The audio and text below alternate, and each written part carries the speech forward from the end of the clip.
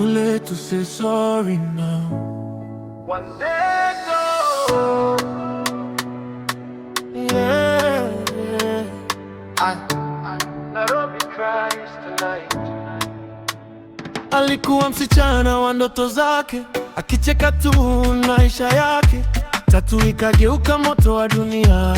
Sasa kimya tu imebaki kwa njia. Mitandao iliwaka bila huruma, kila mtu akarusha lawama. Lakini nyuma ya comments na laughter kulikuwa na moyo ulikuwa unavunjika faster. Mama, mbona tulichelewa kuona maumivu yake? Dunia, maneno yetu yakageuka visu kwake. One day sasa umeenda mbali sana.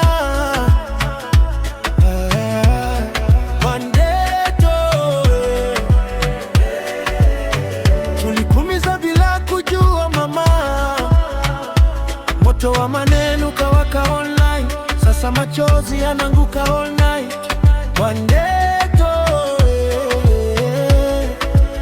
rest in peace tonight. Headlines ilikuwa kama risasi, kila page ilitafuta traffic basi. Nobody stopped to ask uko sawa, walitaka tu stories zidi kuwaka.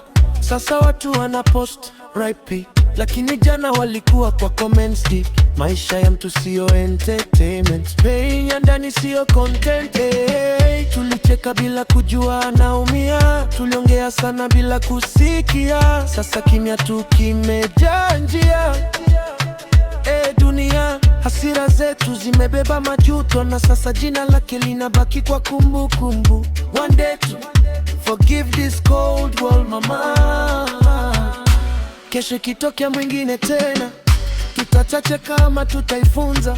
Cyberbullying inacha makovu, na sometime inaondoa roho. Before utaipe fikiriria moyo, kila mtu anapigana vita kimoyo moyo. Upendo ndo ya dunia, si kila kosa linahitaji hukumu ya jamii.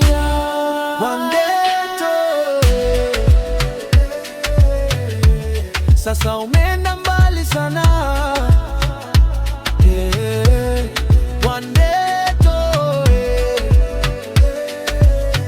tulikuumiza bila kujua mama, moto wa maneno kawaka online. Sasa machozi yananguka all night.